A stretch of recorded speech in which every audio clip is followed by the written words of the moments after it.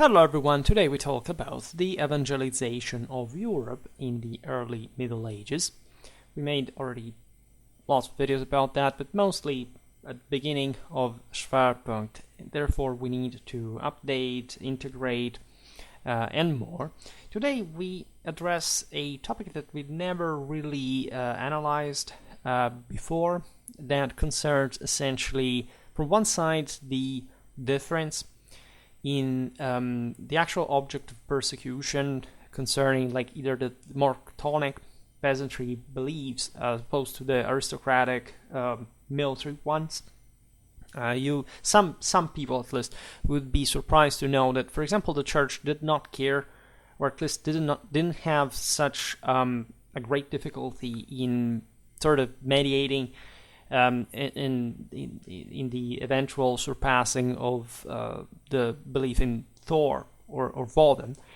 And that was instead straightforwardly intolerant towards all the chthonic, Dionysian, Telluric beliefs that, say, the rustics mostly own at their lower level, even though, in perspective, the same extirpation of part of these beliefs, at least some of their forms, would be largely, say, neglected, because after all, the peasantry was also practically incapable of opposing itself. Like, they didn't have a real theology. There was no social movement that was threatening the Christian elites, and the sense of, let's say, these are basically just the lesser people believing in some of the most obscure and anti-Uranian, Apollonian, heavenly things, is actually just stating who we are in the Catholic tradition. Needless to say, there is a great convergence of, say, the divinity, say the vision of the divinity in some, in fact, of the leading figures of the so-called, like what we will see today, mostly the Norse Germanic pantheon, that actually, as you know, paganism as such, as we know it, never existed. Polytheism never existed. These were essentially people's believing in the same core figures, right? And just at this point, essentially being say, tied to particular rites, to a particular form, right, of religion rather than another. This is mostly what we see in as local variants, right, as civilizational variants as well, as we will see now, rather than something intrinsically different. That's why the church was paradoxically less concerned with certain beliefs as opposed to others. Paradoxically, the more core ones were among the elites, right? Among those who would have, in fact, a much clearer idea of how the same Christian beliefs overlapped with their own on a Catholic level. For those who know, of course, what Catholic means, it shouldn't even be a surprise, really. And so much of for example, the persecution of witchcraft, of black magic, etc., that we sometimes, at least popularly and anti-Christianly, was attributed to, in fact, just Christianity, were things that went on in the same pagan world, so-called pagan world. Also, the Romans did the same. It is really a dichotomic, archetypal, traditional way of doing. And of course, the sort of socialistic, feministic side of the story tended to say, look, no, they were banned, right? The pagan world was just a sort of feminine vibed or something like open, tolerant, whatever place where everybody believed in the same thing. There was a radical, rigid, total, right, discrimination in a incredibly and staunchly well-defined definition of the superiority and the inferiority of the beliefs and of the same human beings throughout the entire pagan, say, so-called pagan reality. We're looking, as we were saying, also with the, say, Christianity kicking in, at the same Catholic tradition being affirmed and reaffirmed. And this also passes naturally through which is what we will not see today. Of course, Wu was Wu in terms of empire, and here Christian empire, so not merely the church, right, nor some sort of, as some people believe, like detached polities that were just grounded on some sort of proto-nationalistic identity separated from else. This was the cosmic universal empire, right, knocking at the door of the fringes of Europe that had always remained like primitively distant from that, and not because they were faring particularly well. And in fact, with Christianization, also the actual civilizational development of these regions kicks in, which is also pretty difficult to sort of object to as a historical vision. Naturally, there is a lot of neo-paganism going on. Think about hedonism. Think about all this sort of pseudo-reconstructions of an order of nature that properly was not conceived at the time, right? In the way it is allegedly reconstructed today, in fact, and that is just like a new age nationalist and or socialist fourth estate or anti-traditional, anti-Catholic belief it's just a parallel imitation of local, say today's cultism and ritualism in the misunderstood version of the Catholic tradition, and that has zero to do with, in fact, any trace of identity of past or beliefs. And actually, if people from that past saw what these alleged, in fact, like descendants, in moral sense, were doing, that they would probably they would first of all exterminate them. Secondly, they would probably kill themselves because they realized that their offspring failed at every level. But this is not. This is a bit about history of religions, but it's not touching on that specific topic. So let's observe this proceedings, because of course also the history is relatively vague, and there are some. We rely on a few sources, naturally from the Christian side. Not only, there is something also in the later, in the later Christianization of these peoples, and from their laws, like in a Christianized fashion, that reveal, of course, some beliefs that existed also later, and also this coexistence actually of elements of both that Christianity also was kind of okay with to a degree, and let running, and the realization that there is even like an Apollonian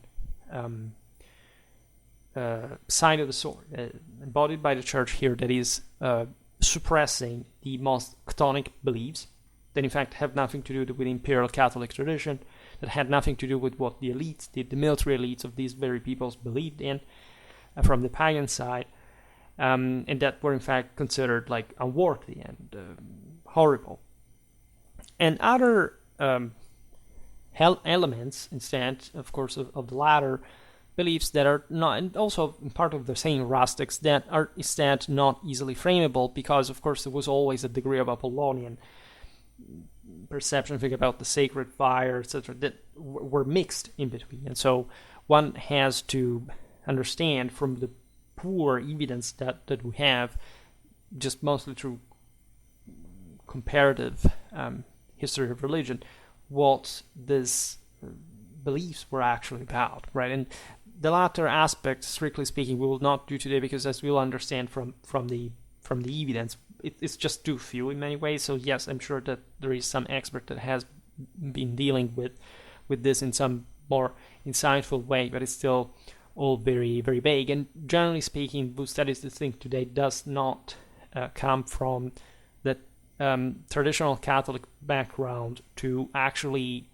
understand the archaic meaning of those beliefs in the pre-Christian sense, and tends to say, well, we don't know, it's an hypothesis. They just stop to the description, right?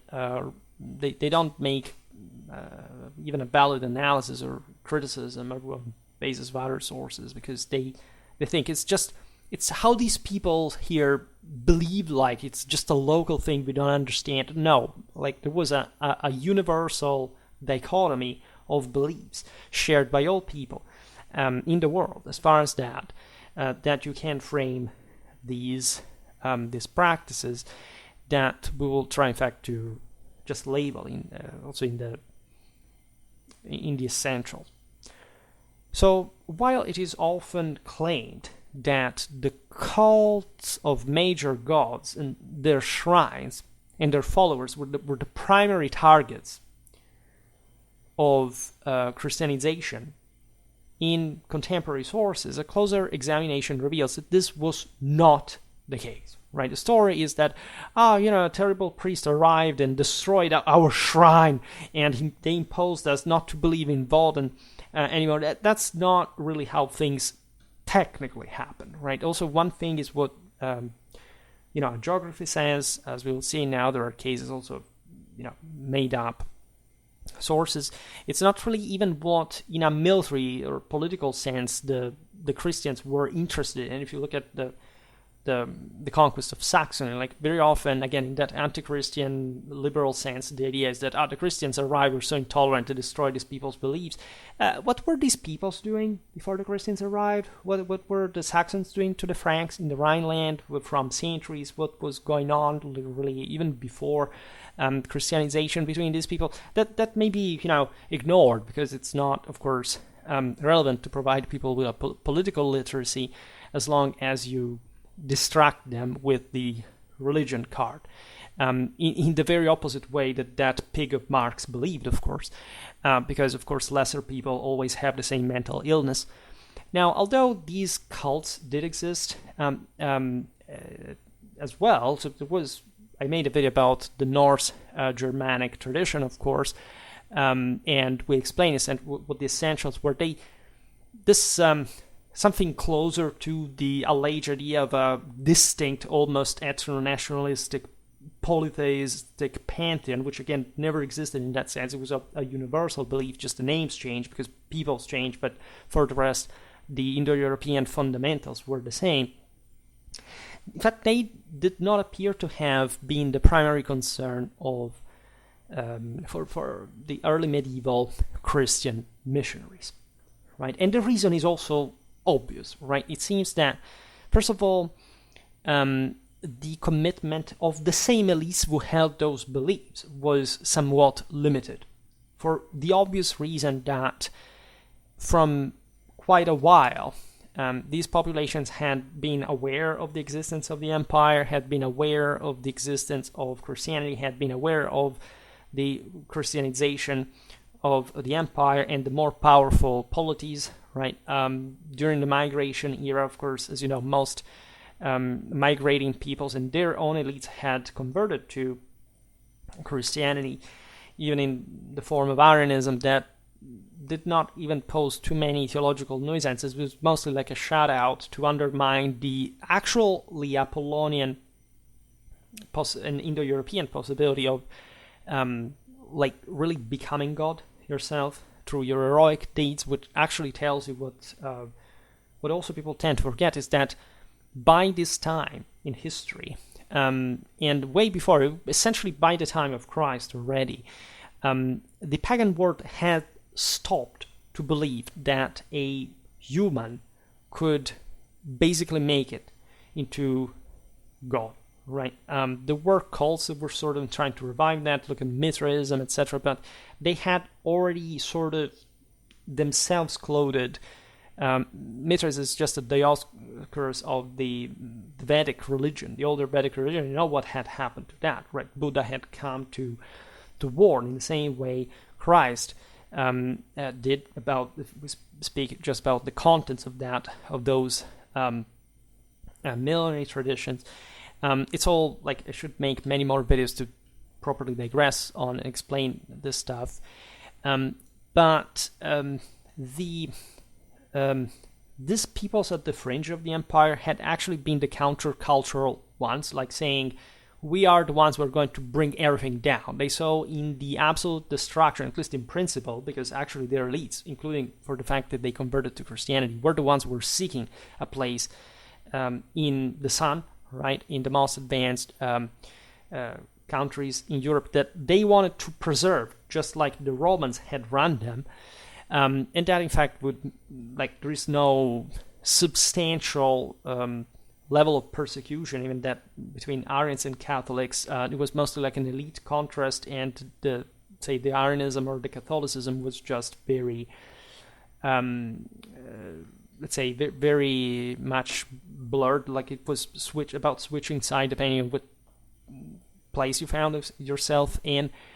We'll have to talk more about this stuff as well, but of course you know that the Romano-Germanic integration in the former lands of the Western Roman Empire was a clamorous success, and had some videos in also probably on the civilizational superiority of the Latin Germanic mix in these kingdoms, than opposed to what actually happened to the Byzantines and the Slavs during the same period, which is dramatically overrated for some bizarre reason of Western self-sabotage, which is also the farthest from the truth that you can imagine. So the idea, after all, is that when Christian, this evangelical missions, we talk about the evangelization of Europe, we know more or less what's the context here. Basically, Rome, the Franks, the Irish, the Celtic monks, the Anglo-Saxons are all together collectively, because they are on the fringe mostly of the, at least Rome is at least the great director of this movement. Then the Franks especially are very involved as the bigger power in the West to this like consolidation of especially the Central European frontier that is still sort of barely Christian, if not still entirely pagan in some areas. That in fact requires this gradual acquaintance of the local elites with not much Christianity as a religion that would have been actually known. And we dramatically underestimate how well aware peoples in Central, Northern, or Eastern Europe actually were about Christianity, and especially the elites in a theological sense even.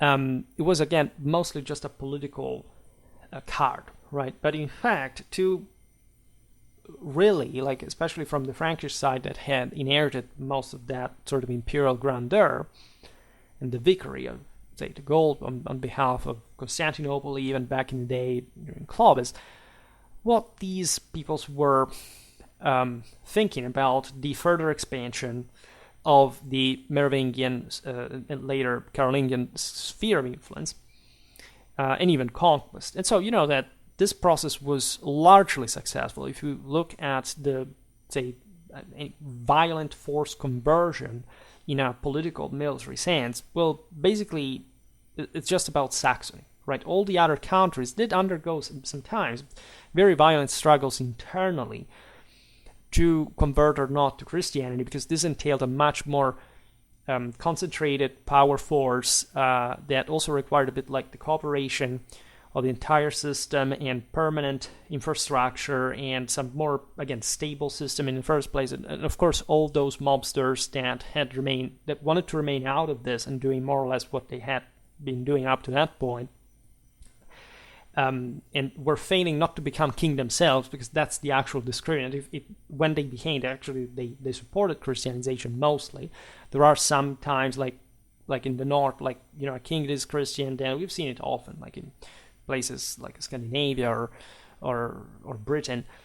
Then a pagan comes back in power, and then another Christian comes, and it's Christianity forever, like without any afterthought of sort, right? It's sort of more or less the same story. And this is not to say, of course, that there weren't actual matters of belief, of identity, of true attachment to the old ways, to the old forms of these religions that must be respected in that expression of, again, peoples that had remained at that point, like at that level of civilizational development, that were now acquainted with greater powers that wanted to accelerate, speed up the process, right? So we're actually also very fortunate that, especially the Germanic world, that has been, for this reason, also iconically and almost stereotypically connected with this idea of the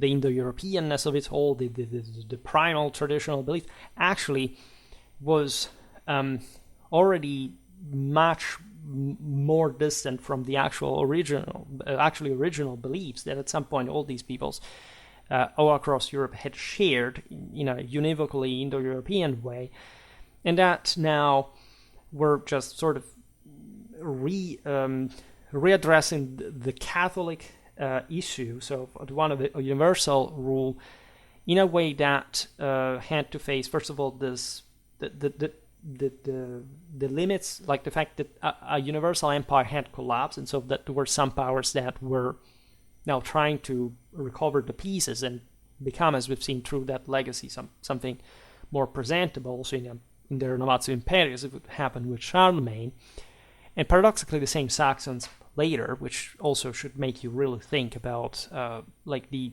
positivity of that Christian direction.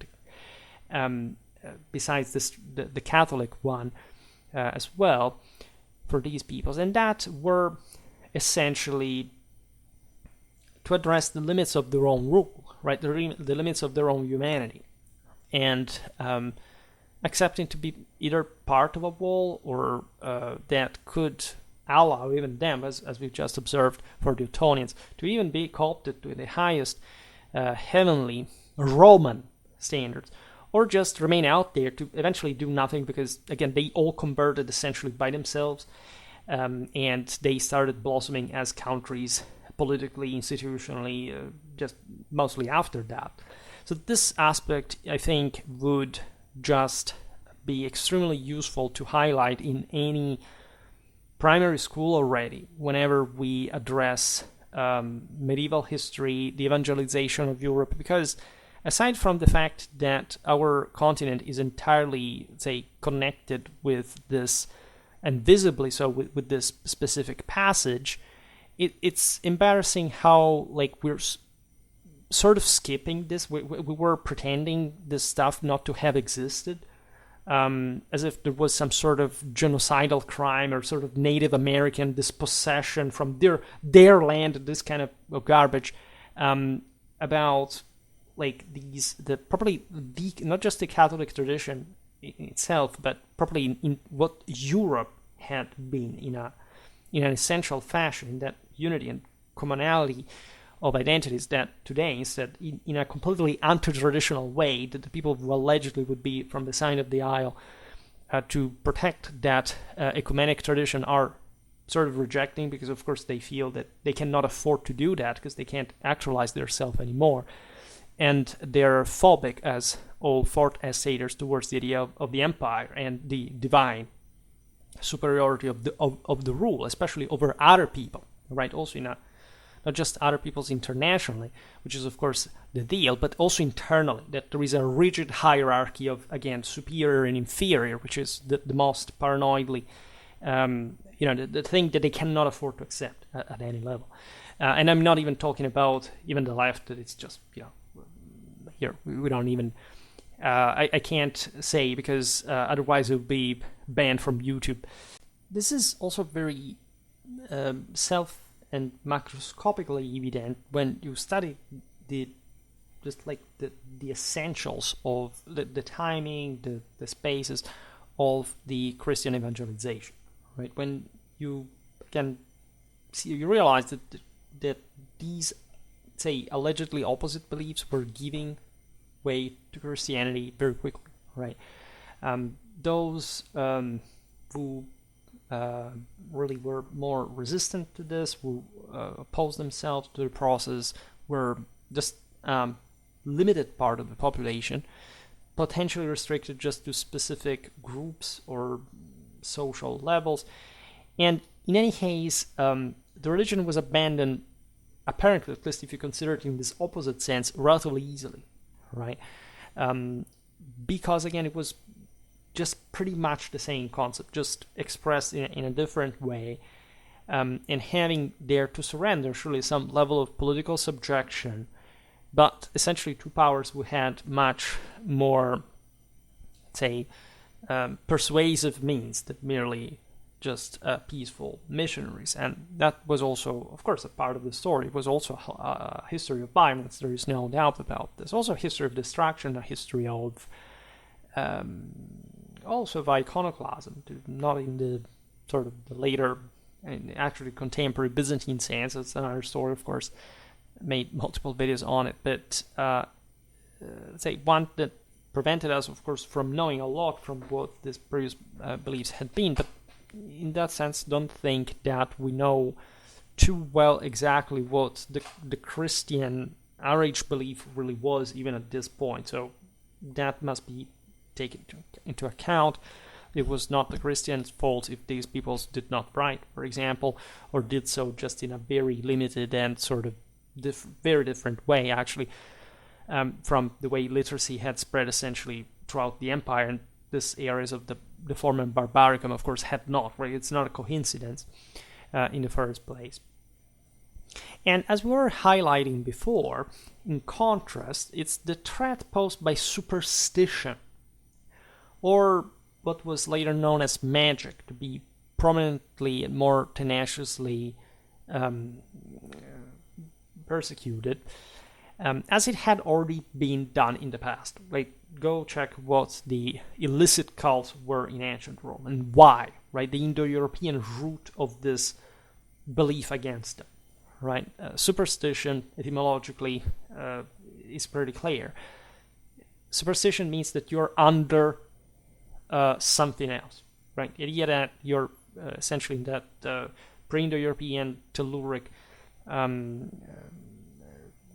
really chthonic sense, depending on especially a material condition, right? It's not surprised that these beliefs were so widespread in the lower strata of the population mostly, and that were actually less threatening, but in this sense of actual Christian will of collective redemption, dangerous, harmful, right? And they objectively responsabilize people. They made them weaker. Like if the world that you see here is what Christianity found of a world that was already like this, as we were pointing out before. Christianity was trying to re-inject that level of spiritual precondition for which you can hope to attain salvation, with inspirationally divine emperors that had failed in doing so through the Holy Ghost conferred by God in that position, so that they had been unworthy. And say believing that you depended on animals' bowels is something that basically like that could predict the future. That was already, by the way, fixed, and like the hero that really changes the world and the course of time and everything, just because of his divine power, of course, could not be tolerated. More of that later, right? I explained partially these things when confronting the Roman Indo-European, like Apollonian belief, like versus the Etruscan Aruspicina, for example, that it's not that you see that these practices were not believed to have actual power, right? The Christians, to an extent, did believe that this was possible, as you could in theory believe it now, right? The more correct theological version is, of course, that they're actually worthless. They are self-sabotaging, they damage, they hurt, and this can happen through some force. So they must not be simply dismissed, right? They are a serious thing, but in this sense, they are more like the lack of goodness rather than a counter force, like the one that the Gnostic heretics believe, that there is like a sort of counter god that instead is just cannot exist by definition, because there is either self-actualization or not, or zero, right? That's the divinity that must be attained. That's the only divinity. Here, these peoples believed, in a sense, also in a counter-cultural set of deities from the underworld, etc., that would have been countering the heavenly Godfather, which is completely, that was in that sense seen as inconceivable. Right, at least it was, if you want, an embryonal way of still thinking that these forces, these chthonic forces, would have some capacity of re-emerging, right, reaching the top. So that's also not really a class struggle. It did not exist, of course, as it never existed, like in history in the first place, in the way it was at least more conventionally conceived in the last couple of centuries. But it was in this sense a bit what we just saw, for example, about the Germans versus the Empire, right? And how he initially had posed themselves into the we have to sort of, at least the general mood was just like the populistic one today among the final rank freemen especially, are not necessarily. Well, this depends. It can apply also to the warbanders. I have something coming on the Gefolgschaft, again, the Comitatus der Sippe, and this from a military point of view. But of course, the leaders that were more enlightened wanted, instead, aligned immediately themselves to the correct version of the story, because of course they could fuel on those embers to get more power internally in these confederacies, but it's not that they could make the system literally be the completely sensibly destructive force. And so that's also what the barbarian invasions, especially in the Germanic side, weren't, right? And that's how, in fact, those same beliefs were in parallel eliminated. Once the Romano-Germanic kingdoms were established, as people began to live in a different way in the first place, and again, Christianization happened without, especially down to the average person, without actual problems. So, forgive me if I digress so much, but I again made lots of videos about this topic. If you're not familiar from the last year or so, because I got many new subscribers, go check out the Evangelization of Europe playlist. That it's not even too many videos, but at least they offer some. Also, the videos about the Indo-European religion are very important to understand what I'm talking about. And so again, bear in mind what we're actually looking at.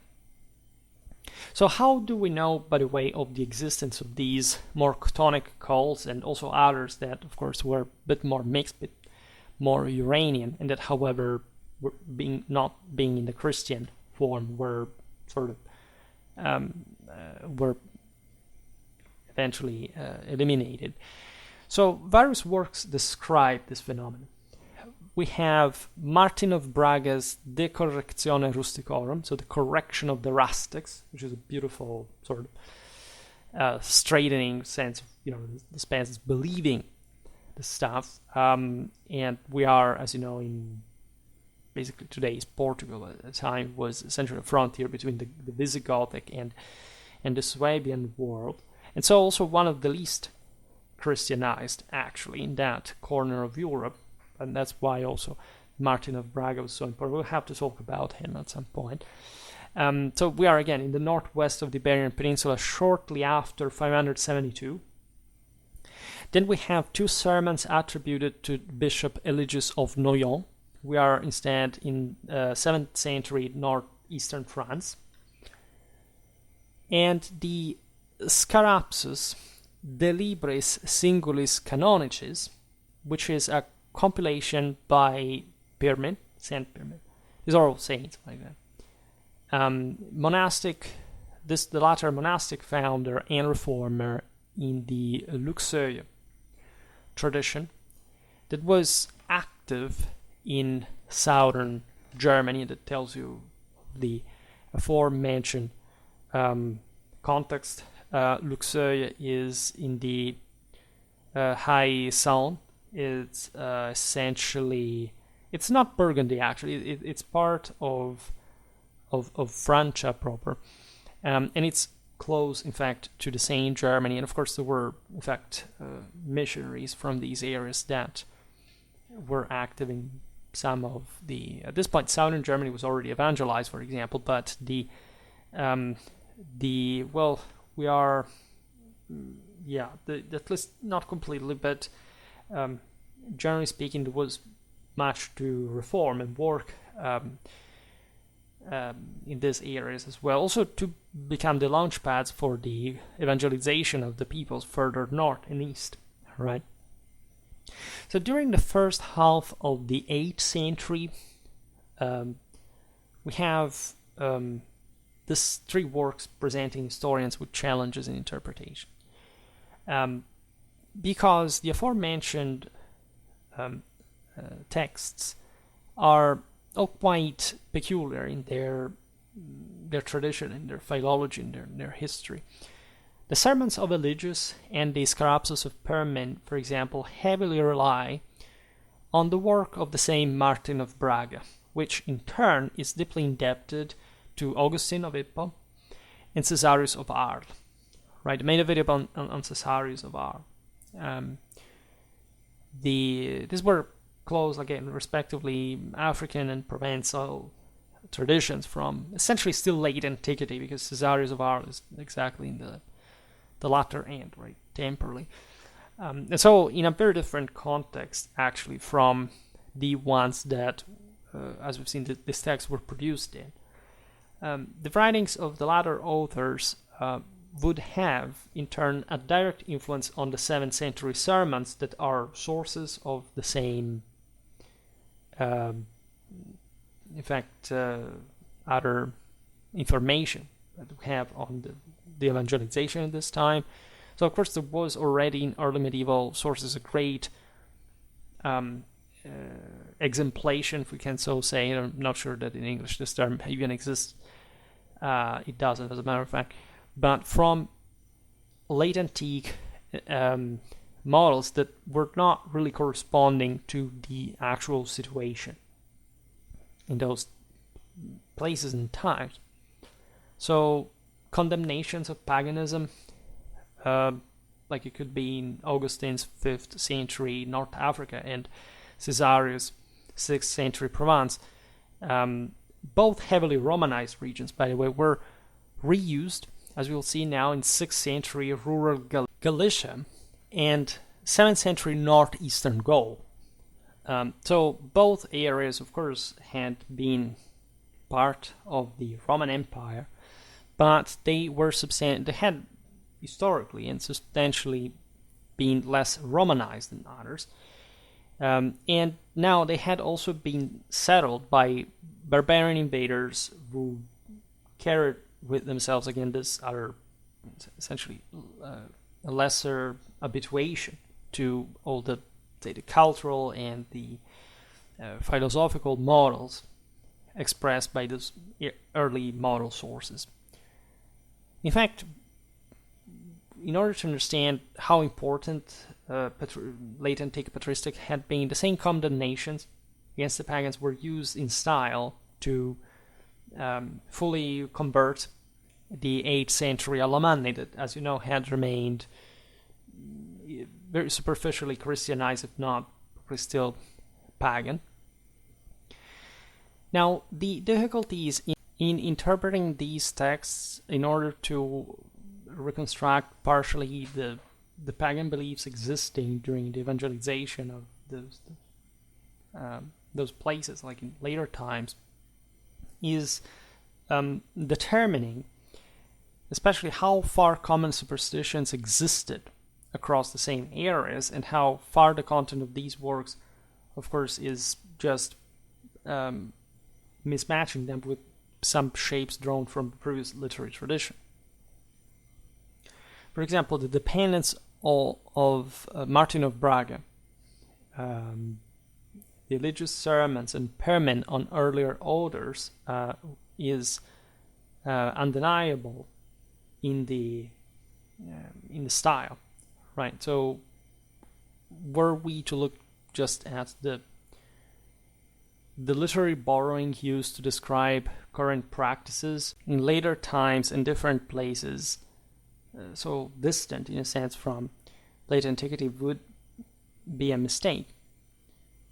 Yet, there is satisfactory written and archaeological evidence to prove that the types of practices mentioned in those early works, even if not the specific ones originally condemned by Augustine and Caesarius, were, as a matter of fact, widespread across Western Europe during the early Middle Ages, for the same reason that I was pointing out before regarding the fundamental meaning that, of course, the peasant tradition, especially the most chthonic, like also the most unchanged in many ways, so the one even predating the Indo-European settlement, had really maintained the same old feministic, materialistic beliefs, as we will see now. And of course, like impregnated with some kind of, yes, more virile, heavenly element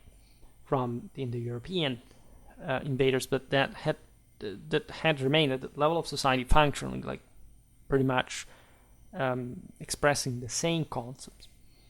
One of the most comprehensive lists of superstitions compiled during the early Middle Ages is the Indiculus Superstitionum et Paganiarum. That literally means like the little index of superstitions and essentially the paganeries.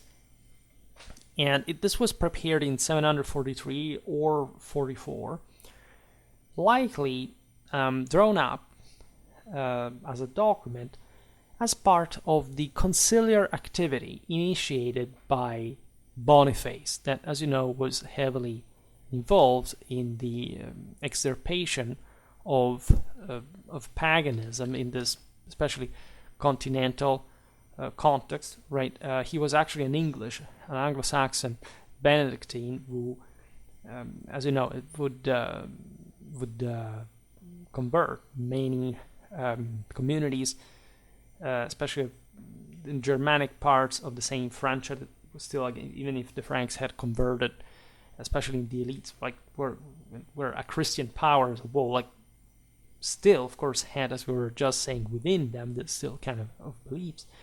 He was also become Bishop of Mainz by Pope Gregory III, and famously enough, he was martyred in Frisia in 754. Right, his remains were returned to Fulda, and he is better known as the apostle to the Germans because of his incredible achievements in the Christianization of Central Europe. Now, Boniface was already that important person to convene in 744 three church councils, right? And we are again in a Frankish context. We have the Concilium Germanicum in 743 and the ones of Estinna and Soissons in 744. These are the years of Charles Martel, made videos about Merovingian and already Carolingian history at this point. And the striking similarities between the canons of the Concilium Germanicum and the aforementioned Indiculus suggest a direct connection between the two, right? So it's confirmed. Like, we're looking at what was essentially used to convert those pagans in the, say, Rhine, east of the Rhine. Unfortunately, however, the Indiculus is extremely brief, right? It provides only a list of superstitions without any attempt to describe them in detail. This makes sense because this shows how evidently there was some general awareness of what kind of mistakes, like of practices, of what tendencies were to be spot among these populations. It's how knowing from a clerical side how they had to be addressed. And most of these superstitions can be also identified with practices documented in other sources, in many others in general, because again, we understand more or less what the beliefs of the rustics really were. There is only one exception, that is the cursus called Irias, which has no known parallel, while another, the De Petend or possibly Petenstroke, quod boni vocant Sancte Maria, remains difficult to textualize, also to interpret, and it can be unfortunately, of scarce practical help. The Indiculus contains 30 entries, 2 of which specifically mention the cults of Mercury and Jupiter, that, like for reasons that we can't digress too much on, were likely referring to Woden and Thor, along with their respective feast days, right? This identification that is also based, as you know, on classical sources is not entirely correct. We have to talk perhaps a bit more about Norse Germanic paganism, and again we will now, especially for the military historical series, but sticking to today's topic and Indiculus specifically as a source now. In addition, we have some entries describing idols crafted from dough and rags, while others mention idols being carried through fields. Right? This had obviously to do with some, as you know, and understand here, also pretty, these were not massive idols, expression of great, powerful lords or whatever. These were essentially peasants using these figures to essentially propitiate, the harvest, and to connect, or to, I would say now, making some specific, to carry out some specific functions that would propitiate their own existence. The Indiculus also lists sanctuaries and sacred sites that include springs as well as the rituals performed in these locations that are evidently very chthonic in nature. These are all part of the earth, of the female forces, the dark forces of nature, and do not reflect the Indo-European geist for heaven, just per se. It is necessary to have this chthonic element, and I made a video about the role of the Dionysian in divine transfiguration, but that's mostly as low as these communities flew at this point. The Indiculus finally mentions wooden hands and feet used in pagan rites, which was also maybe not necessarily ex votos, but something similar in that sort of concrete material sense. Now, the celebration of the Spurcalia in February is mentioned. The Spurcalia, also a name and a meaning, is evident, right? This was a sort of carnival, right? There is debate on what this was about, but it was mostly about propitiation as well as purification, but with some, in fact, ostentation also initially of some specific chthonic aspects in the same, and it was connected, in fact, during the same period with other, think about the Lupercalia,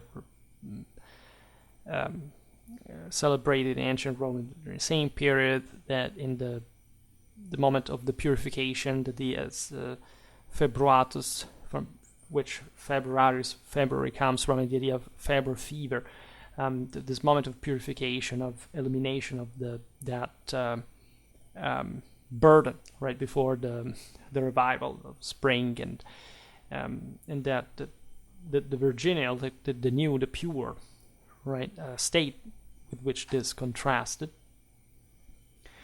We know also rituals involving stones, right? There was the Notfir, or fire, generated by rubbing sticks together.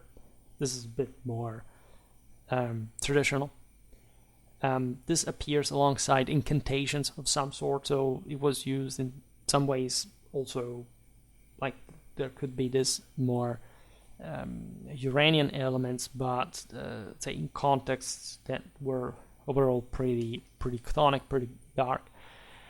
These practices may imply the existence of formal cults of various sorts. Of course, they're not indicative just of one specific thing. We will talk more and better about witchcraft and how it sort of developed, at least in the later medieval, early modern sense that we mostly know of, but that also had, of course, roots in the way this cult had been persecuted, but also what they were since the beginning. Those witchcraft was persecuted in Roman times as well. Additionally, there are clearly rituals associated with the dead, which is not surprising, but that is also very chthonic in nature, because as we will see now, there is a direct connection properly with the body, with the earthly remains. And yes, this had to do, as we've seen in some videos, also about the pilgrimage relics regarding the saints and the possibility of the soma, that part of the being that also remained on earth to have that important role in let's say in conferring, like in continuity, right, in connection with the hopefully transfigured soul, right, that part of that the transferring of a part of that heavenly achievement of the winning soul. But this was not much the case here, because it seems that it was just connected with cemeteries and the cult of the dead, whoever they were, and especially in this rustic context, definitely not heroes or great warriors or whatever. Of course, there was a bit of that. This is not... There is always a bit of that, but here we don't see any trace of that higher recognition, also because, the leaders, the chieftains, again, did not indulge in this stuff, and there was a specific reason why. Now, the first two headings of the Indiculus focus on sacrilege committed at grave sites. This is important because it tends to look at essentially a different connection with the dead, and actually the sort of hopeful continuity of life after death in, however, very chthonic material senses, such as, giving stuff to eat to the dead, which was actually done. It's actually still done in some places in Europe that are definitely not the more advanced, and that actually reflect a very chthonic tradition in that sense. I mean, everybody who can say, "Oh my God, this is so..." I know people that were so proud because, "Oh my God, this is my country tradition." I think in every single country this happened, right? There is a reason why it continues in yours. It's not a flattering one, and what you missed there is also where did the Apollonian stuff go, right? And why?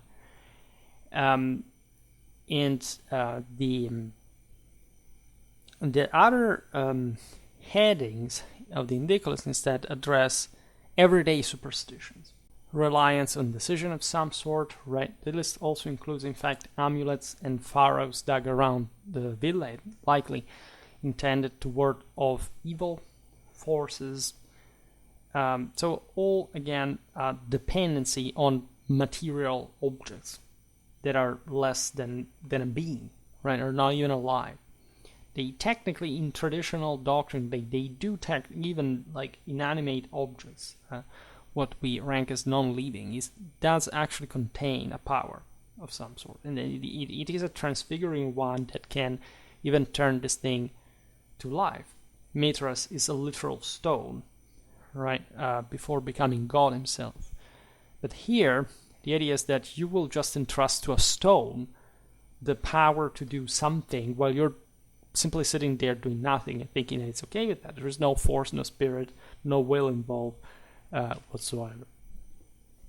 The moon holds a dual significance, both in eclipses and due to the ancient notion that women could literally bite, consume it, just as they could devour the hearts of men, right? The sense was, of course, that the chthonic feminine principle can, of course, ensnare the man, can intoxicate him, and so there the chthonic, like, manly force is the one of not being like just a passive object of the woman, but actually the one who subjugates her and gravitates her and possesses her and manages to to make her turn from the sort of devilish force into a pure angel, the angel of victory. And this is actually what I explained in the video about self-sacrifice in holy combat. And love is actually central in that exactly for this reason, because you are one, right, with a woman, and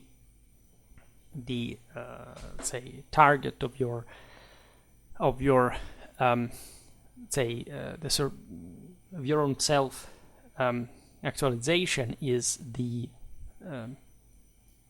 redemption of the darkest feminine force within yourself, or the only the virile Uranian principle can achieve. But you do need the dark one as well. Another entry pertains to storms, horns, snails, right? So this suggests a strong undercurrent of superstition, to say the least, that, is pretty much like, some, again, elements I can think of that are surely connected even with the god of heaven, etc., the thunder god, but overall, like, they seem all sort of material concerns of the peasantry rather than something heroic here. Snails, this may be one explanation of the mystery of the snail in the medieval manuscripts. There is not even too frequent, telling the truth, but you'd find it at a certain point in paleography. 4 titles focus on auguries, including one that examines the brains of animals and another that concerns the inspection of fire on the earth. Now, this, as I was saying before, derived from yet another materialistic superstition that, according to how specific animals, remains, etc., had been shaped, like this would reveal like the intentionality, the intention of God, right? Think about the geese that flew high and were thought to come from heaven. There was all a traditional Apollonian symbolism there, but the idea is that these people would just look at the stuff, and by being aware to some important extent of the natural world, this was still mostly just depending on a chthonic material aspect that had to give you answer without you doing anything, right? So that there was some truth in it. People were scared of this black magic. They did think that it had a power, but it was the negative one. It was the one that led people astray, right? That inverted the actual search for self-actualization and actual surpassing of this material determinism that didn't really pertain to the hero, that literally changes the fate, right, of his own fate and the one of the world, entire with a transfiguring divine power. The remaining 3 entries revolve around practices with semi-Christian undertones, including sacrilege in church, sacrifices offered to saints, which is interesting, which is connected, of course, with the idea that the saint was a hero, and many of this early medieval Christian saints were, as a matter of fact, people who once had been actual warriors and things like that. And also the belief, this is also interesting, that all the dead were saints. This, I don't think there are answers about this topic. Definitely not in a definitive way, in fact. But the notion could have stemmed from the idea of Christian transfiguration, the idea that by having died a Christian, and your sins were hopefully just atoned for by the dead and so on. That was purified to a degree that would make him in a condition of literal sanctity. This is not technically what this depends on the dead, right? The priest can administrate a certain sacrament, but it's not really necessarily like up to him that the person has atoned for his sin, and so it's candidly purified from that. There is a transfiguring capacity, of course, in that, but it's not necessarily enough. There is all a burden that you carry with yourself, and so yes, Christ can save you, but it depends on a dimension that is not merely and formalistically, in fact, deterministically given by the sacrament. And so this also reflects, in fact, this is what, in fact, the same Christians here were, the same missionaries were actually trying to eradicate the notion that it was enough to be Christian to be saved, and so in this sense to be saved at the level of heroism, and the one that earns a shot in the firmament after death, right? Given that more or less all these people had been sort of wishfully saved by Christ, which is not yet to no one else but God to determine. Now, despite references to Woden and Thor, as we've seen, the primary focus of the Indiculus lies with natural religion. That's the thing that, again, mostly attracted the interest of the missionaries to eliminate. They were talking about the aforementioned auguries, superstitions, and the dead.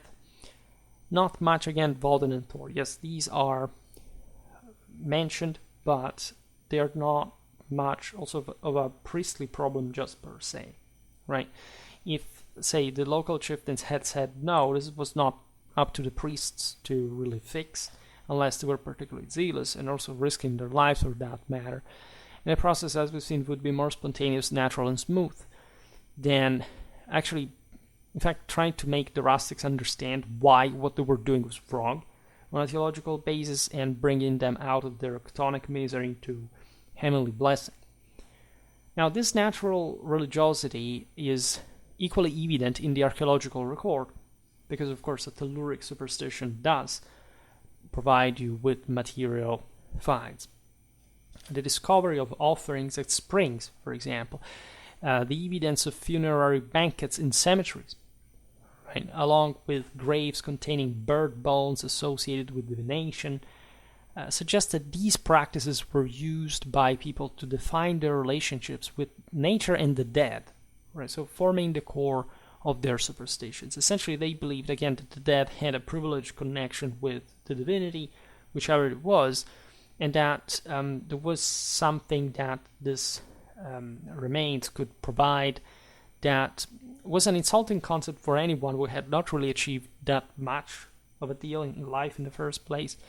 And also this idea that life continued after that, in the relics, in the spoils, right, in the physical remains, not much in the spirit, in fact, of an accomplished person, but in the actual physicality and, the underworldly dimension that this had turned into.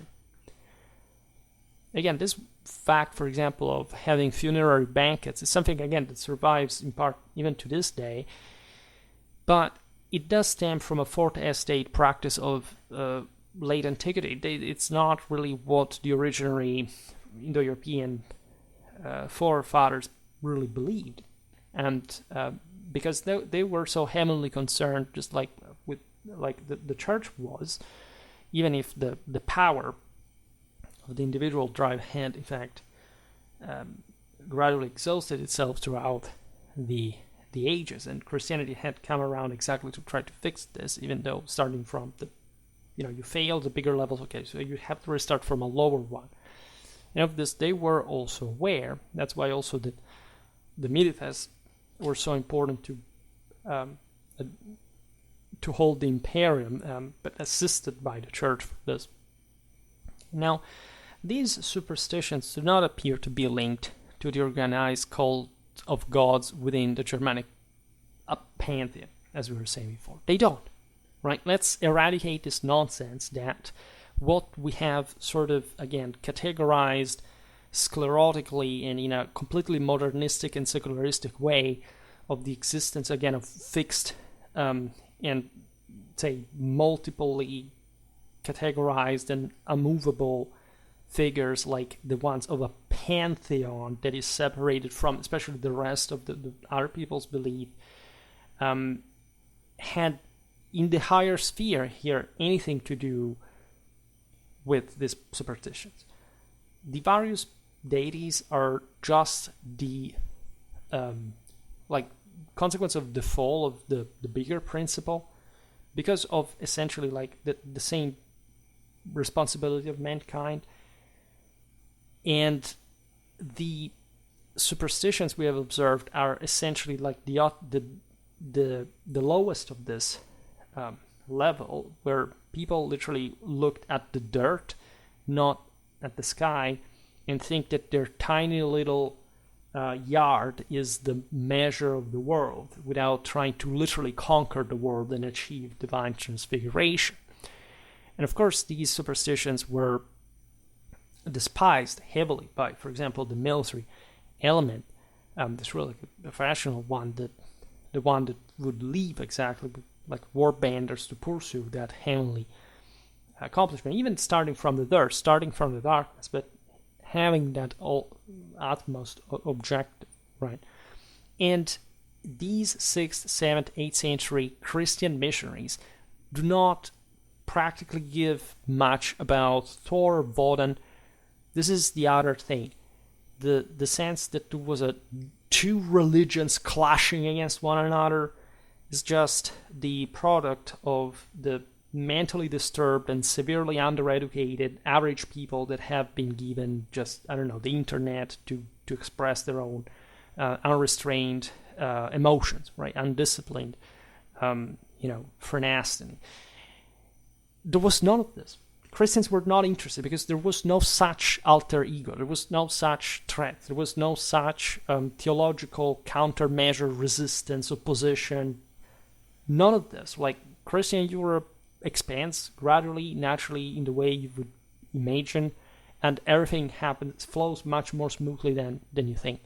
And it's exactly those people who more fervently believed in Thor and Woden that give way the quickest to the same concepts of the Christian. Doesn't make sense, but say what had been in fact the same Catholic God and Christ in those essential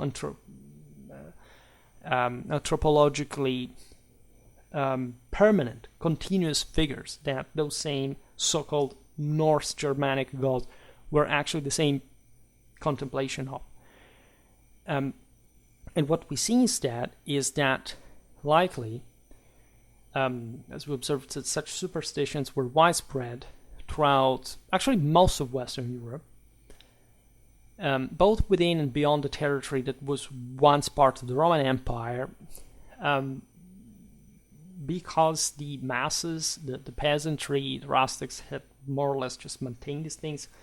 Also, during the peak of Apollonian imperial Catholic tradition, and now in the fringes, they may have been more habitually there, because there hadn't been much of a countermeasure. Those sort of religious vibes had always been sort of darker since the beginning. They're much more mixed with pre-Indo-European elements.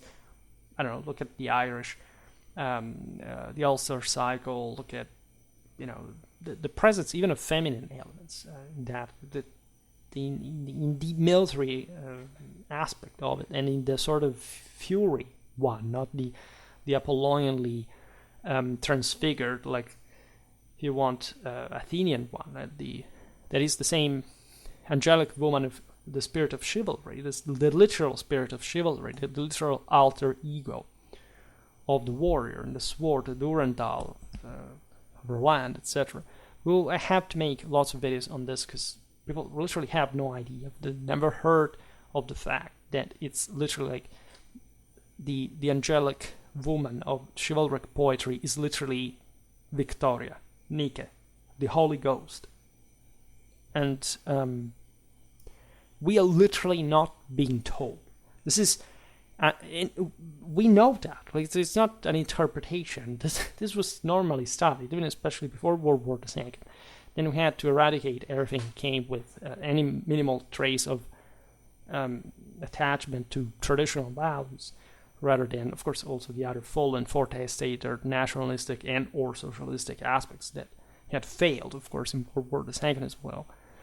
Moreover, it's clear that some of these customs were still observed by the same Christian communities. I mean, it's kind of obvious. They could have not eradicated it with any mean, right? There wasn't that mass coercive that they wish they had that, which actually makes the evangelization of Europe all the more astonishingly successful in this, because they literally didn't have practical means to enforce this unless you declared war to these groups and just conquered them entirely. But most of them just fell in that way, but just because they accepted it, right? And accepted it together with maintenance, however, lots of those beliefs.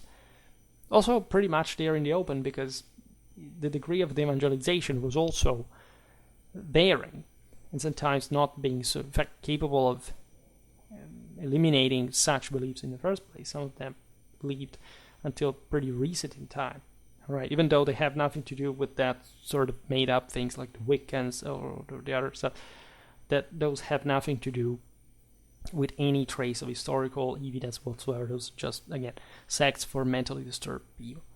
Now, the dominant feature of Boniface's career was his drive to enforce, if anything, higher standards within the church, right? Also because the church was Catholic.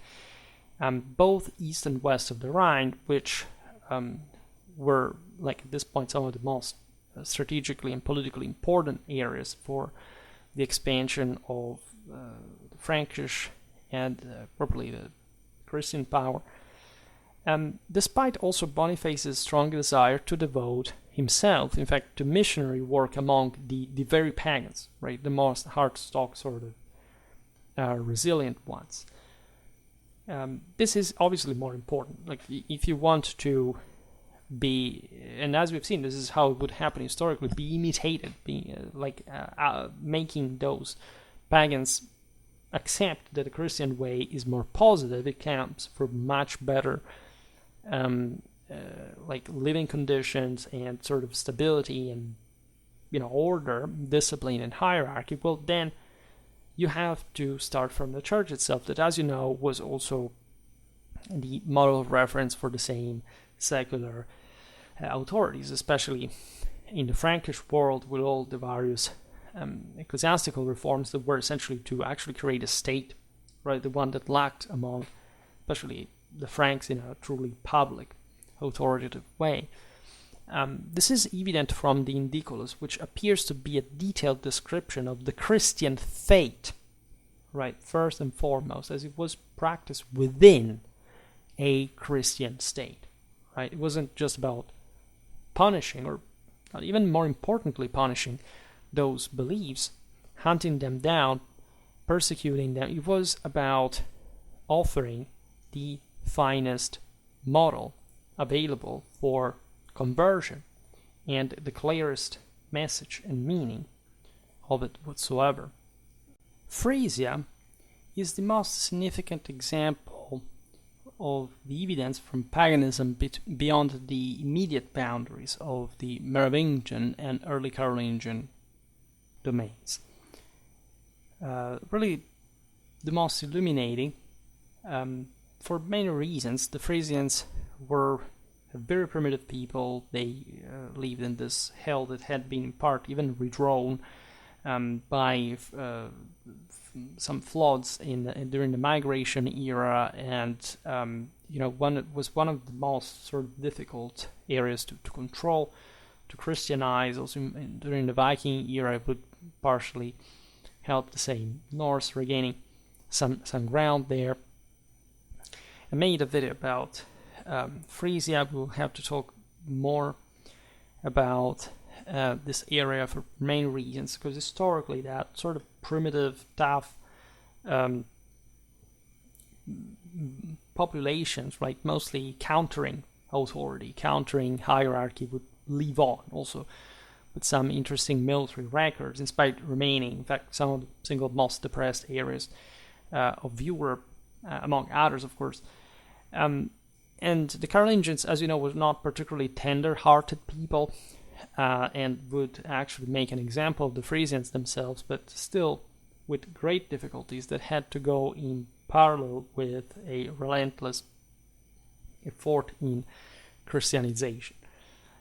Differently from areas next door that were fully Christianized. Reason for which we're sort of better informed about Frisia than similar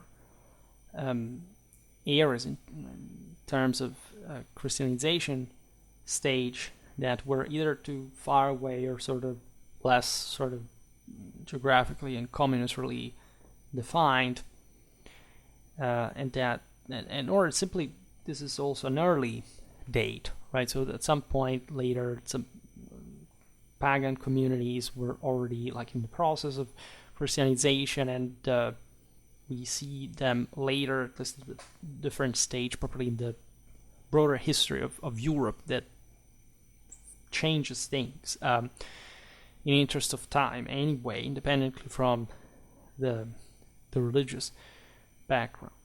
And the life of Liudger offers valuable insights into the workings of this Frisian identity. And very interestingly, regarding the island of Fawcett.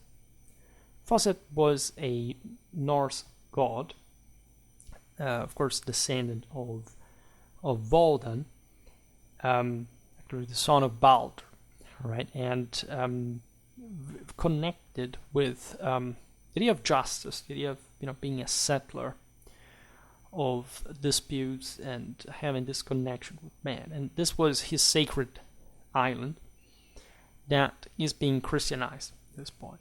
The information about the Frisians is somewhat general, as you can understand, and with the exception of the Temple of Fawcett, mentions of the same shrines are made only briefly, probably also because they were, again, given the general primitivity of the places, pretty, simple themselves, and so they wouldn't pose as such like this greater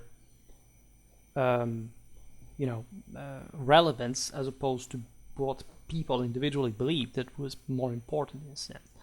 So when we look at the life of Liudger, we see the work commencing with a lengthy and detailed account of Saint Liudger's family background. The saint's grandmother was herself a formidable pagan, right? This is what must be remembered about this missionaries, that paganism was very close to them. These people had been Christianized only from a few generations, and this of course helped a great deal to understand the same paganism, also from a Christian perspective, that would be even more conscientious in this regard. And there is Liudger's grandmother that in this sense is also presented as a powerful sort of feminine figure, so this also indicating a bit of that chthonic element, after all, anthropically in these communities, and the importance that they had regarding certain things. Remember that, for example, in the Roman tradition, it was the father who decided the fate of any child, right?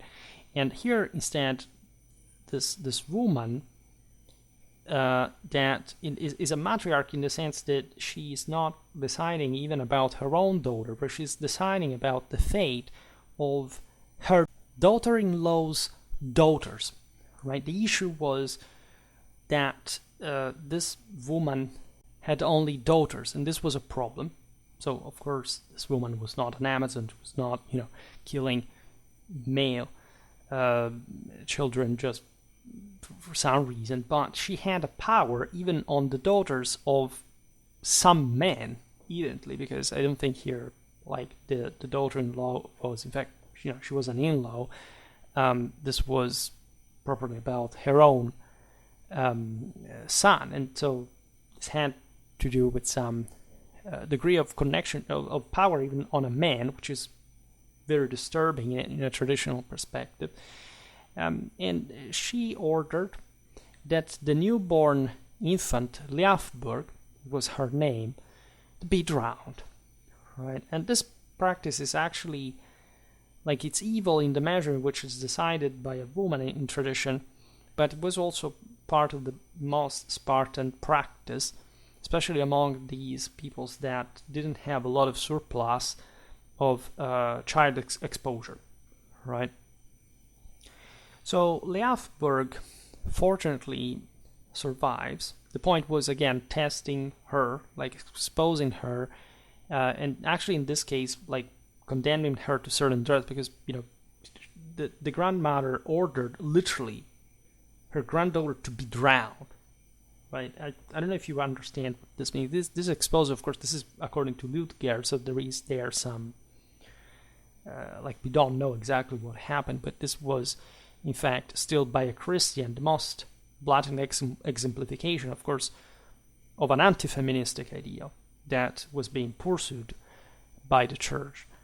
And Liudger is saved. Why? Because there are some neighbors that are moved to compassion towards this a baby girl, and they provide her with some honey. And apparently, this was also legally the precondition to avoid this child killing, because it was illegal to kill a child who had tasted food. So these neighbors allow the baby to survive long enough to be rescued, essentially, in this communitary context. And the reason why the law dictated so was that if someone was essentially willing to provide for a newborn, that they wouldn't feel to be a burden for them, there was some righteousness in her saying. So this is beautiful, because it's still, I don't know if these neighbors were Christian or not, but of course it was a different view of an evil that in fact existed, right? A good and evil in these communities, even pagan ones or mixed ones. And again, it's incredibly important, because also the principle of this child exposure, or here deliberate killing, was connected with the idea, again, if this baby is not tough enough and it's just yet another female, we have to kill her, because there are not enough mouths to feed. And this daughter-in-law of mine is defective, and so technically also my son is, because he has chosen the bad one, and so the seed is just rotten and all this stuff. So it's an incredibly dark perception here. And although this story is not technically concerned with sacrifice, but rather with child exposure, the social traditions involved overlap with descriptions of sacrificial practices that were actually happening in Frisia at the time. All right, especially the life of Wolfram Moussin notes that drowning was a standard method of sacrifice. Right, this is also present in Tacitus, Germany. There are lots of instances of this, and this indicates that water, by the way, played a significant role in Frisian religion, which is not surprising given Frisian geography. But it's also connected with an older trope, like the one of the child abandoned along the waters. This is the same, again, evil perpetrated against Romulus and Remus. It's the same, like it's found in the Bible. There was some connection between the Germanic nobility and water, in a sense. And so here, we're looking at a mix of the archetypal, of the practical, of the historical, of the fictional. So we can't understand too well, but that Frisians that had also so few land where to live would, in fact, scarce resources, would expose their children by sort of letting them even drown, in order to contain, to select them in some way, and to contain their demography, trying to raise tougher people and men to fight.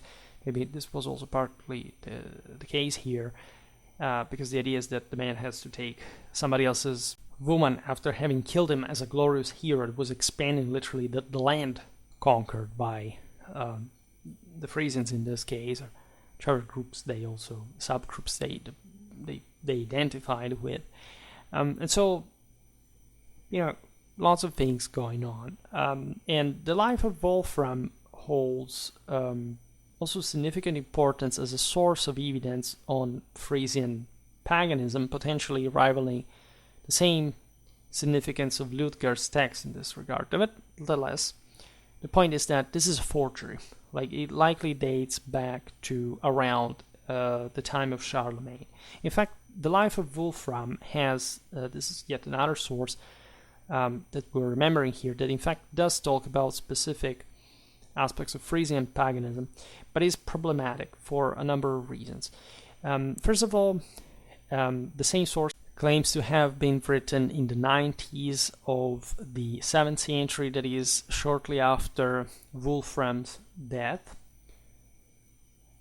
which is, as we'll see now, not the case. But there is a part also of the narrative that is indeed false, right, and sort of anachronistic in many ways. What we know for sure is that Wolfram was a missionary bishop. It's likely that the author of his biography drew from genuine information about him, and in order to write about him and this text to have been handed down up to us, like this Wolfram was, right, a historical figure, and was surely within the, this broader activity of evangelization. Furthermore, the monks at Saint-Vendrier in Normandy, where the life was actually composed, may have had access to other sources of knowledge about Frisian paganism that weren't handed down to us and were maybe probably not even written down. The Abbot Wando was in exile in Maastricht, so we are close here, between 719 and 747, may have actually had contacts with the same missionary Willibrod that was in Frisia during this period, so that Willibrod may have probably brought back to the monastery his information about the Frisians from his mission. Again, Maastricht is just very close to Frisia, and that's where also most of the evangelical efforts were carried out from as a basis. This literally next door neighbor, right, next room neighborhood. And although the life of Wolfram is evidently a collection of fabrications, it may still provide an accurate portrayal of certain pagan practices. When its depiction overlaps with that found in other sources, it can definitely work in conjunction with them. So, according to this source, the victims condemned to death by ritual drowning were selected by a process of lot casting. Right? This was not just about children's exposure. This was about some level of we can't decide what's the right thing to do, what's right, what's wrong, so the leader will choose this, in part literally based on the lottery. And I'm not kidding, this is literally what they did. There is evidence of this, like in, again, like classical sources about the Germans. They used to do it. They used to entrust themselves to this, again, random dice rolling to decide how it would have been, and they essentially thought there was some sort of incalculable force, so a divine one by human standards, that was behind that rolling. And so they entrusted themselves to this, also because their political and societal structures were not so developed, again, to ensure a better way without arguing, unleashing like feuds and blood shedding, and so weakening the community as a whole. The significance of lot casting in Frisian paganism is evident. It is also mentioned by Alcuin of York in Carolingian times in the context of Willibrod's desecration of the island of Fossate. According to this account, the Frisian king Radbod cast lots to determine the punishment to be meted out according to custom, resulting in the martyrdom of one of Willibrod's companions. The importance of lot casting within Frisian society is further substantiated by its continued use during the Christian period. This is, as we were hinting at before, attested from a essentially Christianized context, the early 9th century one of the Lex Frisionum, so the law of the Frisians. So we are in a post-conquest Christianization time by the Franks.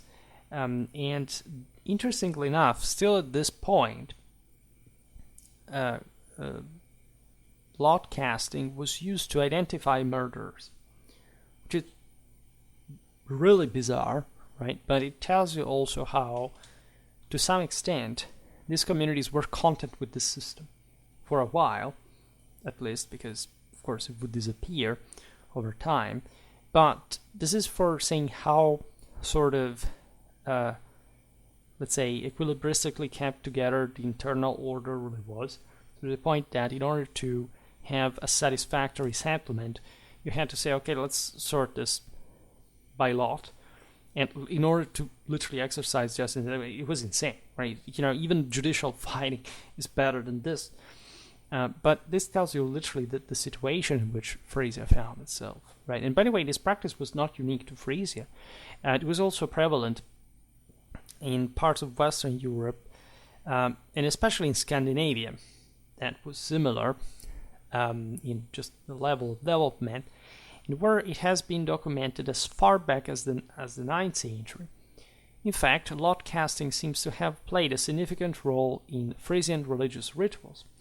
And by the way, consider, next to this, how materialistic and chthonic this thing is. I mean, you literally let, of course there is all cloth of magic, in fact, of religious ritualization in this, but literally instead of having the hero that manages to emerge just by intrinsic superiority as the righteous one in this context, you already have people letting themselves being even put to death by just lot casting. This is insane if you think about this. This is also the degree of sort of misery that was being documented by these hagiographic sources, right? Not just because these missionaries would have been put to death in similar ways by the same system. Now, the life of Wolfram takes on a fascinating quality when it comes, especially to his interaction with Radbod. There's an interesting character, definitely, this Frisian ruler. There is naturally an inherent suspicion surrounding these accounts, as we've seen. There is all an anachronism. Wolfram passed away way before Radbod, historically. So we know it's just, it's all bogus. The stories about their encounters, particularly those related to the attempts to convert the king and save him from damnation, are, to be considered legitimately with skepticism. Nevertheless, certain elements, again, within these stories, and this is really the beauty of a geography and its hidden meanings that are incredibly deep, aligned with other available information. A geography is an incredibly underrated historical genre that really I recommend to anyone, because people often say, oh my god, this sounds so flat, it's just the history of a saint, I prefer the Norse sagas. We consider that these were the actual people that we described, that we're talking about, and geographies are incredibly rich in symbolism, in meaning, in semantics, in actually those very values that did come as well from not just tradition, but from, in part, these very cultures, in the way they are described, but also just in the way the same saints adapted, for example, to make, let's say, Christianity more understandable to the locals, which was an enormous work of education and of values transposition. Now, there is this interesting story that is, in fact, remaining also in the history of Frisia, many say, beautiful works of art, in which Radbod was so close to being baptized that he had already dipped one foot into the font. There is a tapestry from the late medieval Netherlands that neatly depict the scene, only to withdraw when he learned that receiving baptism would require him to separate himself from his unbaptized ancestors, who would remain in hell while he was enjoying heaven.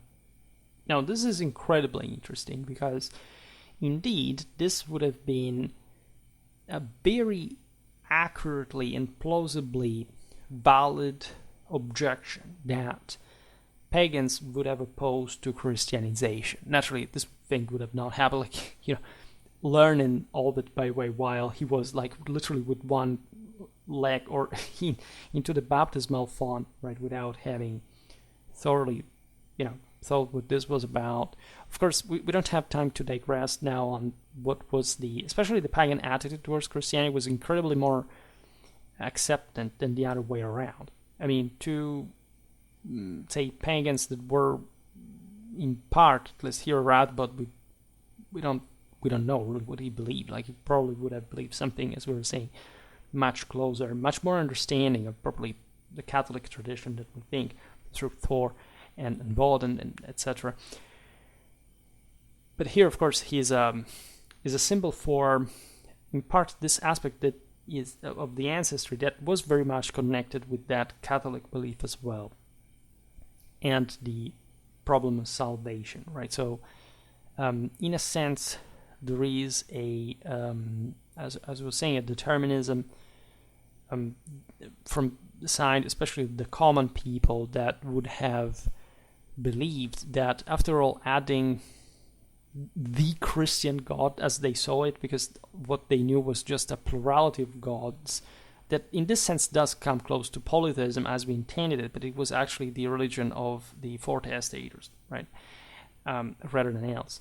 Not even the average freeman would have believed any of this, and at least in a strong fashion, unless he wasn't properly sinking into a level of subjection and serfdom that we don't have to think being even very far from this stage in these cultures.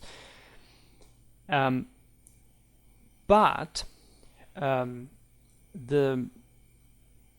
so for them it wasn't really a problem to adopt Christianity without much understanding like the entire point. Radbod would have, right? So that's another thing. However, this thing of the ancestry, essentially of the lost one, the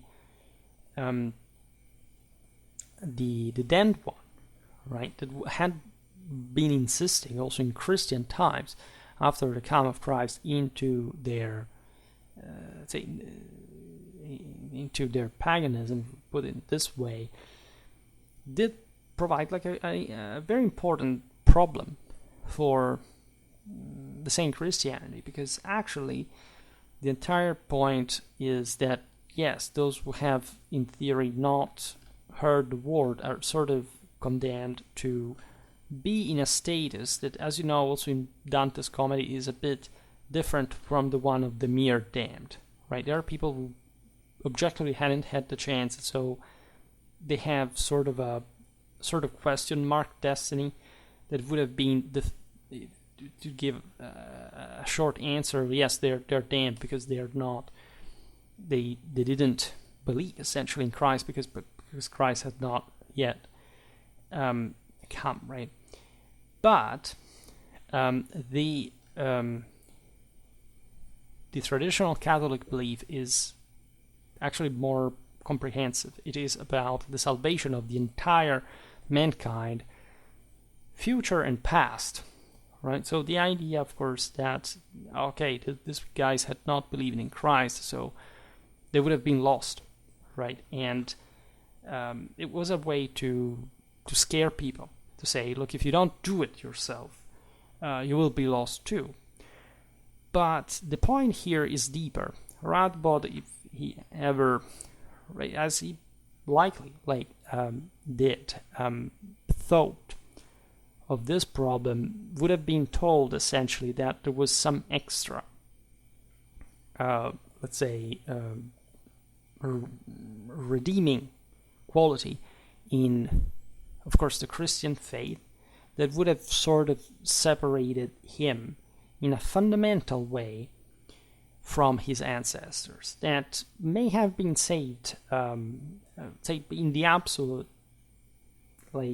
judgment that nobody really knows the outcome of, right? The actual decision in the end time. And yes, there are some rules, but who is humanity to actually know exactly, even through the scriptures, how this is going to take place regarding those who, for example, had not had the possibility, right, of of becoming Christian? This is an incredibly important question, because it's just like the one of the sacraments before, that is, if you're not truly repented, if you have not atoned for your sins, how does that work, right? How much does that burden, say, can a non-Christian actually behave Christianly, right? There are different answers, those in different religions.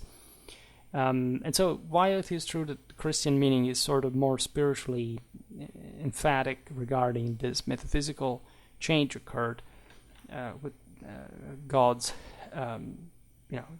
with Jesus' resurrection and the general, say, ecumen, say the metaphysical alteration of human condition that derived from it, there is still some space for ambiguity regarding the, especially this sort of individualistic judgment, whereas God's love, and especially in the final triumph,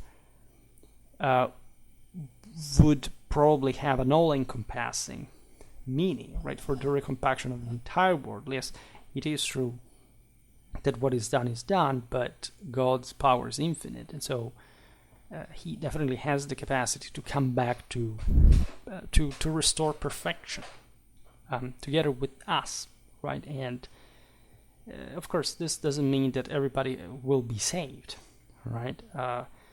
But for those who had not, some will just vanish away, and there is also this, in fact, rejuvenating aspect from the same saved that really stemmed a bit from themselves, from the saints, from the heroes themselves, that add, right, to the work rather than subtract in it. So what about the ancestors, right? Were they just, godless heathens? No, right? Evidently not, right? It's not what heathen even means, as we know. So there was a hope for that Valhalla meeting to actually take place before the end time, and this is what actually the same Catholic tradition in both religions overlaps, because it's one of the fundamentals. And yet there would have still been a difference between a Christianized kind and his past ancestors, right? That's a very important aspect. But here, of course, in the life of Wolfram, things were much more exemplary for a didactic purpose, right? So the idea is that Radbod here is of course is to be damned, because you see how the history goes. The guy has to be ridiculed. He dipped with one foot dipped into the font, realizes that, oh no, then I will be separated from my ancestors, because those will go to hell, will vanish into nothingness. They were not given opportunity to be saved. It's a real issue, right? Because there is definitely a qualitative, essential, a divine difference in this separation. And so this concerns for one's ancestors may not be explicitly stated elsewhere, but Avitus of Vienne, letter congratulations to Clovis on his baptism, for example, emphasizes the king's break with his forebears, right? This was like an encouraging aspect, not much like a pitiful one. Say, you achieved a higher level of salvation, and after all, even in these pagan societies, was the entire deal. Like, the war bands, the great conquerors that Clovis sort of embodies at the utmost here, were all seeking to have the further shot in the firmament to contribute to the struggle in the end time. And of course, Clovis' achievements in a secular sense, plus his Christianization, definitely have a separating, equally transfiguring meaning that, of course, comes together with Christ and cannot be denied. So here again, there is a different way in which this concept is presented by these sources, and likely would have been presented also maybe in different ways to these various pagan chieftains, yet with some sort of more functional positivity to it. Otherwise, they would have not really, in fact, chosen to do so. And in fact, it's likely that while the issue held significant weight for a potential convert like Radbod, he would have not really been very unhappy to be different from his ancestors in this further redeeming quality. But the story is interesting in other ways here. According to the life of Wolfram, in fact, Radbod, having retreated from the world, right, and so having essentially fallen into at the gates of that, was visited by the devil, who attempted to persuade him to return to the worship of the gods. Because you see, he had already okay, I will Christianize, but wait a minute, these guys are telling me that I will not go to heaven if I don't renounce to my ancestors. This is an incredibly important point, who am I after that? What kind of identity crisis would have sparked, in a sense? Of course, ancestry is actually very important and present in saying Christianity, because you take the burden of your of your ancestors' sins on you, unless you you're not saved just because Christ died for your sins, right? Your sins are not canceled just because Christ died. You have to do something about that. And how much can you do? If you're Christ yourself, you can't cancel all sins. And this is uniquely not the case, so it is likely more complicated. But the devil promises Radbod a heavenly mansion, which sort of reminds, of course, of the Asgard, of course, the Valhalla contained in it, and the general sense of a heavenly place. This is the equivalent. You see, this is why it's so important that the life of Wolfram talks about this, because the heavenly mansion is the house of the gods. It's the sacred citadel, right?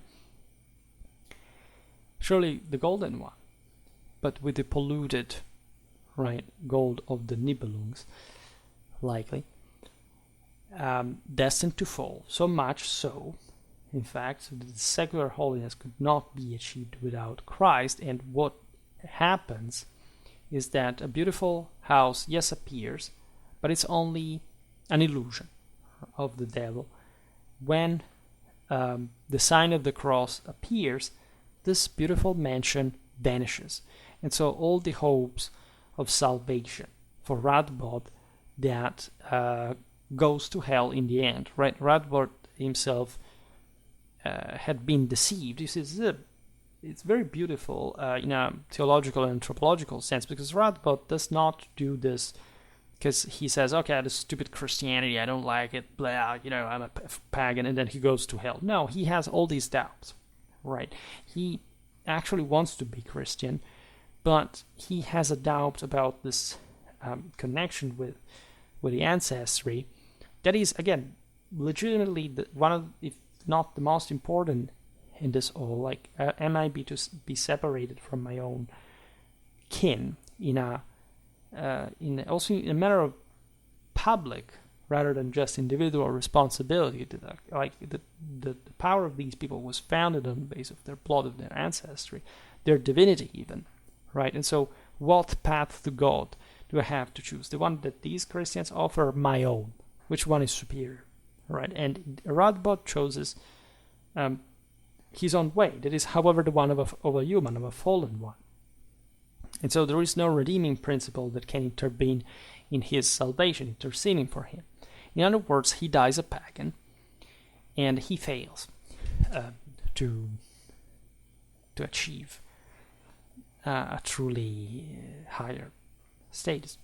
So the narrative of Radbod's death, as presented by the hagiographer, is undoubtedly a work of fiction, Nevertheless, it may contain a reference to a pagan tradition regarding the afterlife.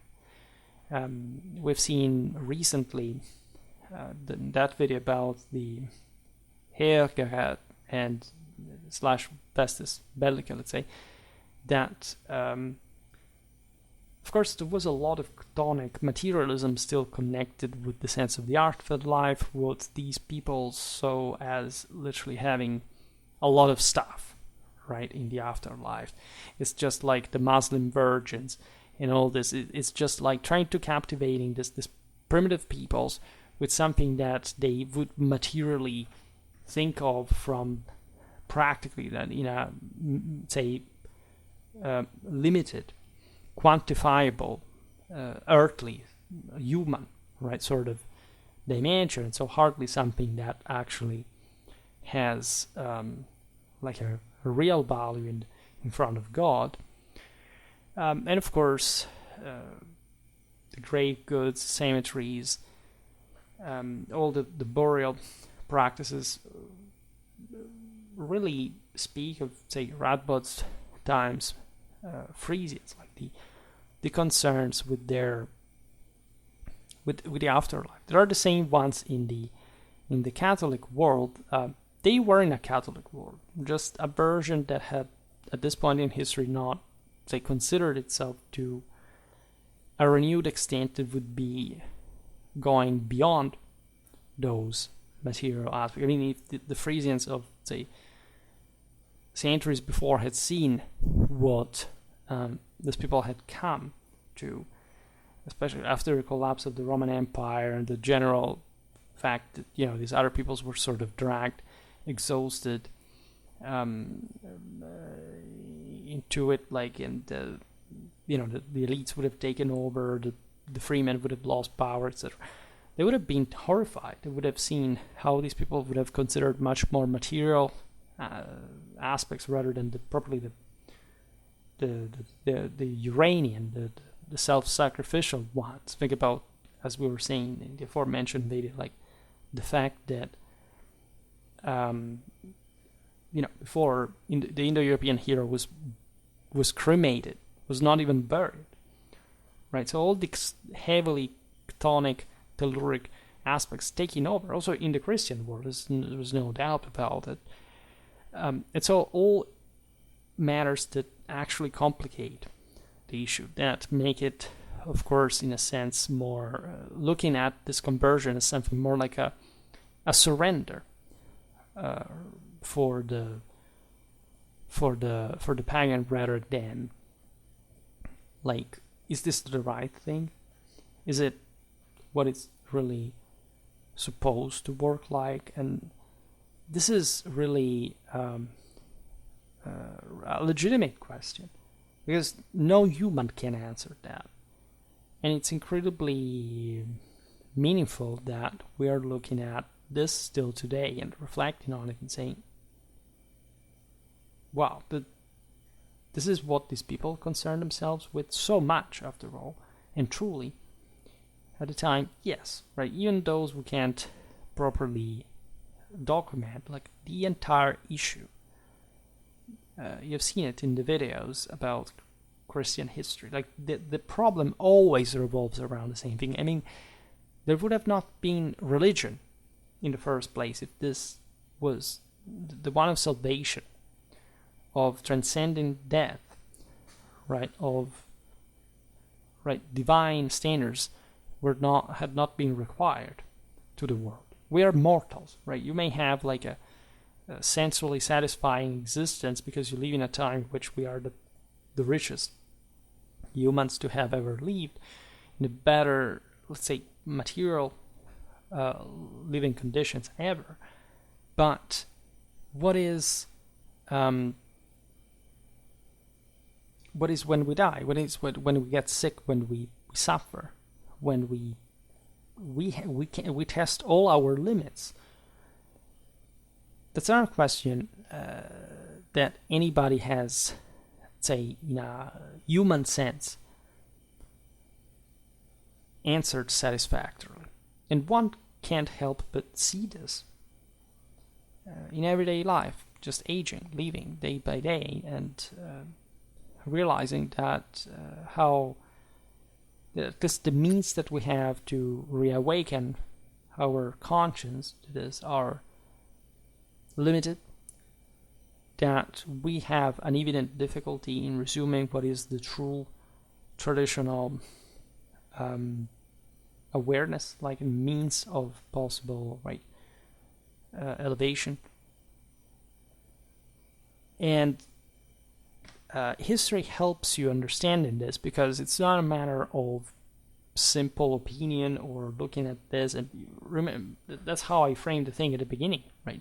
People today don't look at this topic, and at least in the last, say, from the 1970s, at least we've seen this just as, oh, look at the Christians that that destroyed other cultures. Don't you understand how inferiorly underdeveloped such idea is in front of what we just described today, right? This is a real history, meaning that this stuff existed for real. This is not a story. This is not a fiction. This is not a matter of people's opinion. This is how they lived at the time, what kind of problems they posed themselves in an incredibly much more difficult time than our own, where they understood much more deeply the meaning of life, of love, of victory. Think about this, because we don't live in an essentially metaphysically different context, right, than this one, right? There were more advantage to seek sort of greater closeness. We have some powers that we could use for our benefit in this revelation, but we don't. We have distanced ourselves much more than these people did from tradition. It's a difficult story, right? But it must be told. It must be signaled. Very well, we will keep talking about the evangelization of Europe. Again, we have lots of videos, and there is much more to say about this all. For today, however, I stop it here. I just hope that you enjoyed this video. If you did, please share it. Otherwise, leave a like or subscribe to my channel if you're interested in my upcoming content. As always, I thank you heartily for listening to me. I wish you a nice time, and see you next time. Bye.